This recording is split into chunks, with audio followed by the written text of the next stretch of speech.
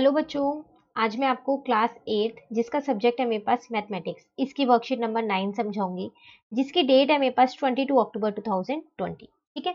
आज की वर्कशीट में हम करने वाले हैं linear equation in one variable. ठीक है ना।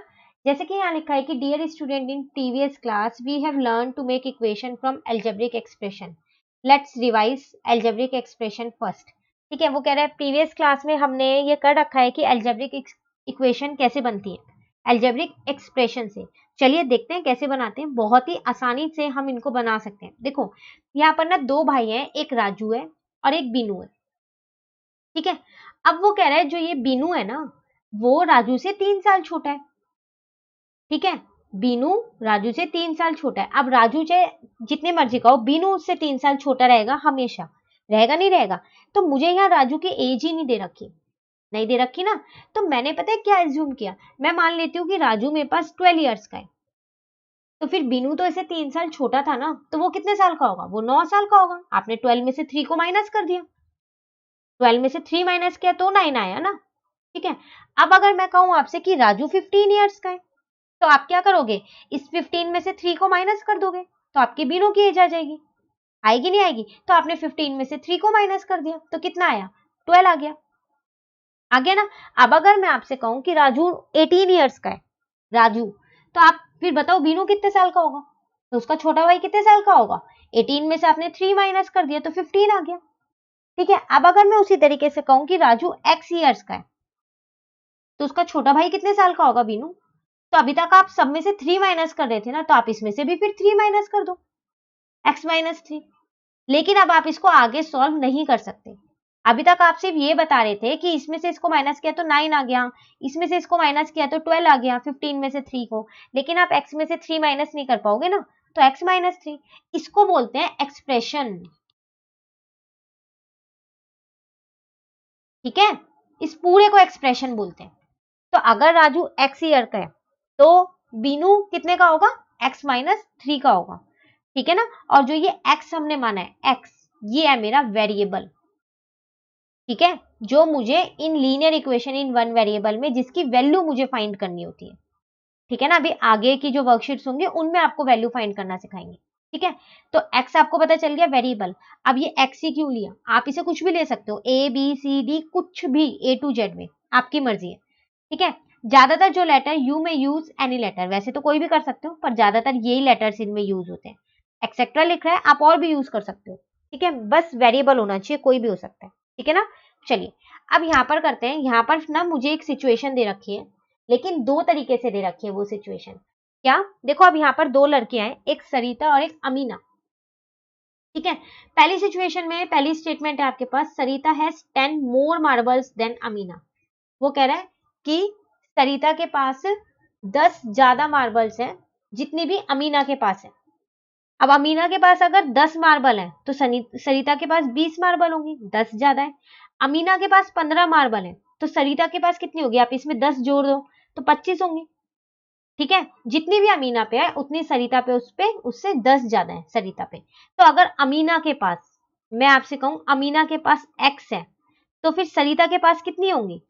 तो x प्लस 10 होगी। अब आप x में 10 प्लस कर दोगे।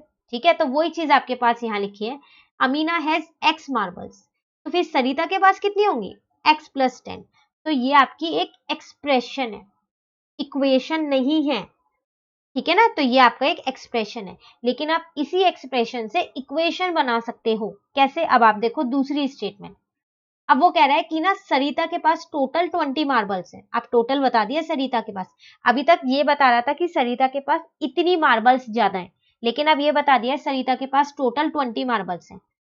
लेकिन आगे एक चीज और लिखी है, which is 10 more than marbles having Amina. कह रहा है लेकिन अमीना के पास जितनी मार्बल है ना, उससे 10 ज्यादा है सरिता के पास। अब टोटल कितनी है? 20 है। तो देखो सरिता, अमीना के पास x है, सरिता के पास इससे 10 ज्यादा है, तो टोटल इन दोनों को जोड़ेंगे तो कितना आना चाहिए? 20 आना चाहिए। तो ये मेरी बन गई अब इक्वेशन, जबकि ये मेरे पास क्या था? सिर्फ एक एक्सप्रेशन था। ठीक है। तो ये ना सरिता हैज x प्लस 10 मार्बल, ये मेरा एक्सप्रेशन था।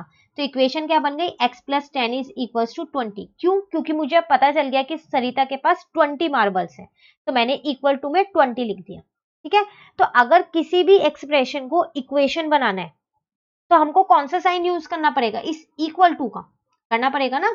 तो वही चीज यहाँ लिखे हैं, in the above statement 2 Sarita has total 20 marbles and that marbles are 10 more than Amina that have been expressed in term of equation. We identify an equation by equal to a sign of equality जिसको बोलते हैं, and there is no equal sign in expression। कह रहे expression में ऐसा कोई sign नहीं होता है, जबकि इक्वेशन में इक्वल टू का साइन होता है। ठीक है, तो एक्सप्रेशन को अगर हमारे को इक्वेशन में बनाना है तो हमको इसको यूज करना पड़ेगा। ठीक है ना, आप कह रहे हैं we can make an equation from expression, इस एक्सप्रेशन से मैं इक्वेशन बना सकती हूँ। ठीक है, लेकिन कैसे बनाऊंगी, एक वेरिएबल यूज करना है। इन इक्वेशन दो साइड होनी चाहिए, एक लेफ्ट हैंड साइड एक राइट हैंड साइड, जैसे आपके दो हाथ हैं ऐसी इक्वेशन में दो साइड्स होती है। ठीक है ना, solution of equation, both side of equation are balanced as the measuring balance and all the elementary operation plus minus multiply divide can be done on both the side. कह रहे दोनों इक्वेशन ना balance होनी चाहिए हमेशा। ठीक है ना, और इसमें आप कोई सा भी ऑपरेशन यूज कर सकते हो, प्लस माइनस मल्टीप्लाई डिवाइड का। अब देखो ऊपर जो एग्जांपल था x plus 10 is equal to 20, जिसमें से x मेरा वेरिएबल है नहीं है, और x प्लस 10 ये मेरी लीनियर एक एक्सप्रेशन है, सिर्फ इक्वेशन नहीं है। इक्वल टू क्या है, मेरा साइन ऑफ इक्वलिटी है। इन दोनों को जोड़ दोगे, ठीक है, और इक्वल टू में 20, तो आपकी एक इक्वेशन बन जाएगी। ठीक है, तो इसका मतलब linear equation in one variable क्या होता है, जिसमें एक वेरिएबल होना चाहिए इक्वेशन के अंदर, X Y Z A B C D E F कुछ भी, लेकिन एक वेरिएबल होना चाहिए। ठीक है, चलिए अब आगे देखते हैं।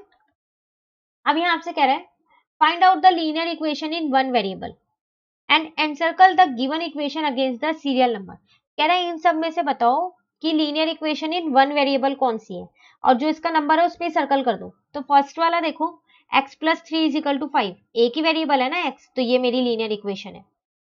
3y plus 5 is equal to 2, तो y है यहाँ, लेकिन मैंने अभी आपको बोला था आप कोई सा भी अल्फाबेट ले सकते हो, एक कोई भी वेरिएबल ले सकते हो, तो इसका मतलब ये भी मेरी लीनियर इक्वेशन है, इसमें एक ही y है, एक ही है। अब यहाँ आपसे कह रहा है 4p इज इक्वल टू 20, तो p मेरा एक वेरिएबल है ना, तो ये भी मेरा लीनियर इक्वेशन है। देखो ये मत सोचना प्लस माइनस है यहाँ मल्टीप्लाई हो गया, कोई सा भी ऑपरेशन यूज कर सकते हो आप, बस वेरिएबल एक होना चाहिए जिसकी मुझे वैल्यू आगे निकालने सिखाएंगे। ठीक है, अब यहाँ फोर्थ है t अपॉन 3, डिवाइड में है ये, लेकिन वेरिएबल तो एक ही है ना t, तो इसका मतलब ये भी मेरी लीनियर इक्वेशन है। फिर है x plus 4 is equal to 21, एक ही वेरिएबल है x, तो ये भी मेरी लीनियर इक्वेशन है। अब है 3y plus 2x minus 5z। अब आप ध्यान से देखो यहाँ तीन वेरिएबल है, एक y है एक x है और एक z है, तो क्या ये मेरी linear equation in one variable है, नहीं, ये linear equation in three variable है, तो ये नहीं है। ठीक है, तो सर्कल आपको वही करने हैं जो है, तो इसको सर्कल नहीं करेंगे। अब ये देखते हैं 2x plus 4 is equal to x, तो देखो आप तो सोच रहे यहाँ दो बार x है, तो ये तो टू वेरिएबल हो गया, नहीं बिल्कुल नहीं हुआ, यहाँ भी x है और यहाँ भी, वेरिएबल तो सेम है, पीछे वो एक बार लिखा हो चाहे दो बार लिखा हो, सेम है नहीं है, तो ये मेरी लीनियर इक्वेशन है। हाँ, अगर x की जगह यहाँ पर y लिखा होता तो ये लीनियर इक्वेशन नहीं होती।